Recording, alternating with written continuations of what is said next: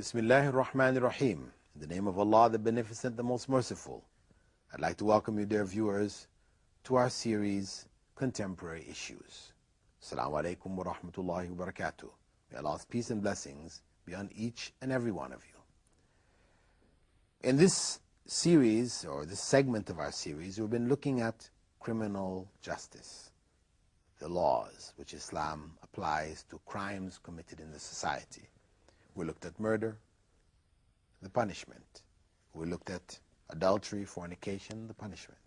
We also looked at theft and the punishment. And we looked at homosexuality, lesbianism, etc., and the punishments. In this segment, we're going to be looking at apostasy. Apostasy, which is, again, an area which commonly in the West people hold this up and say, hey, what kind of religion is this? If you leave the religion, they kill you. The law of apostasy, where a person who apostates, who leaves the religion, is executed. Again, when we look at this issue, we have to look at it within the context of world history, the legal systems of both the West and the East, and the conditions under which the law is applied. First and foremost, since from the Western perspective, religion has no place to play in the legal system. A person is free to follow a religion or not follow a religion. It's not, there's no, law or whatever governing them. The idea of executing somebody for leaving their religion now seems quite absurd. However, we should keep in mind that when capital punishment for murder was abolished in England back in 1965, it was still retained for treason and piracy with violence. For treason and piracy with violence. And it was also the legal punishment for setting fire to Her Majesty's ships and dockyards, all the way up until 1971. If one set fire to the ships of the Queen, you could be executed, according to law. So, this principle exists. This principle of executing people, over issues of what may be called treason, exists in the West and exists in most countries. Where treason is considered to be rebellion against the state, state secrets are given to some other country at which that state is at war, etc., a person is executed for it. This is material information, worldly information. A person gives this information, treason, and so they're killed. You had a famous couple back in the United States who supposedly gave up information to the Russians about the atomic research, and the man and his wife were executed.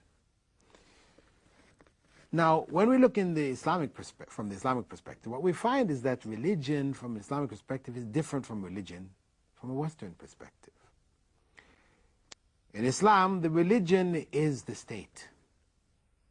It's not separable. There's no separate state and religion. It's all one. The state is governed by the religious principles. So, rebellion against the state is rebellion against the religion. Apostasy or treason is against the religion and the state. They're all one and the same. So, apostasy represents a rejection of the law and the order of the society. And as such, it's considered like an act of treason. Now, a person who abandons the faith personally and leaves the country, the Islamic State is not going to send people out to hunt him down and kill him or her because they abandoned the faith. But it is really dealing with a situation within the state where people are openly rejecting the principles of the state and undermining the social Islamic system of the society as a whole. Yes, there is no compulsion in religion in Islam. Compulsion in the sense of joining Islam. There's a verse in the Quran, in the 3rd chapter of the Quran, where Allah says, sorry, it's not the third chapter, but the second chapter. La ikraha fi din. There is no compulsion in religion. That is, the person is not compelled to become a Muslim. But once a person becomes a Muslim, then they're obliged to stick with it, that this should be a serious and definite decision which was made. In fact, if we look at when the law of apostasy was first implemented, it was implemented during a period in Medina when there was a phenomenon which developed where some of the Jews of Medina were converting to Islam and then apostating in order to shake the faith of those who are already Muslims. They were doing this, playing with the religion. So the law of apostasy came in order to stop this confusion which the Jews were trying to create, those who converted to Islam, trying to create in the minds of the newly converted Muslims. So it meant you became a Muslim, you had to be serious, you had to be real. Otherwise, then you would be executed.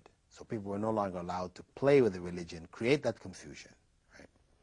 So that was how it was initially instituted. However, the principle remains, till the last day. That people within the state are obliged to stay within the religion if they are Muslims. If they accepted Islam, they have to remain Muslims. If they want to leave, then they need to leave the state altogether. And we could say that the death penalty for apostasy really is for those who cooperate with the enemies at war with the Muslim state, or those who gather people against Islam and to fight against the state. This is really the place for its application. The person who personally doesn't pray or whatever, in his home, whatever, nobody's going to come breaking into the home to see, are you praying, or you're not praying, are you fasting, you're not fasting. The state doesn't do this, unless it becomes something open. So a person who personally, on an individual level, apostates and keeps it to himself or herself, then the state does not go and hunt them down. We don't have inquisition courts set up to track and test people's faith and this type of thing. And even when a person is caught, or a person openly makes these statements of apostasy, etc., then they're brought before court and asked to recant their statements, to take it back. If they recant and take it back, then they're not executed. So, as a final statement on this, in this regard, we could say that Western civilization will execute its citizens for giving away state secrets, something material. Islamic law will not execute people for that purpose. However, they will execute them for something which is far more serious: rebellion against God. That is a far greater sin or crime than rebellion against the state, against the individuals, human beings. So this is the way Islam looks at the issue of apostasy and the seriousness by which it takes it and applies the law with regards to it. And it's not for the state. Somebody in some country somewhere makes statements of apostasy, who may be Muslim. It's not for the state to now declare this person to be, his blood is permissible, offer rewards to go hunt this person down and kill them. No. The Islamic State is not to function in this way. If a person comes to them or is caught within them who is an apostate, then they're tried. There are courts of law. Their situation has to be looked into. They have to be questioned, and they have the right to defend themselves. Now, that basically deals with the last of the issues of criminal law, criminal justice. From that, now we're going to shift into some of the dietary laws. Still dealing with laws, but no longer crime and punishment. We're now looking to diet. To some degree, it's still related to crime and punishment because the first of the dietary laws concerns alcohol. And we know in Islamic law there is a punishment for it. Some 80 lashes, 40 or 80 lashes given to a person who's caught drunk, caught drinking. Now again, of course, Western society, which has taken, drinking to be a norm, In fact, people will even argue medically, as doctors say, that you take half a glass of wine with your meal, that it helps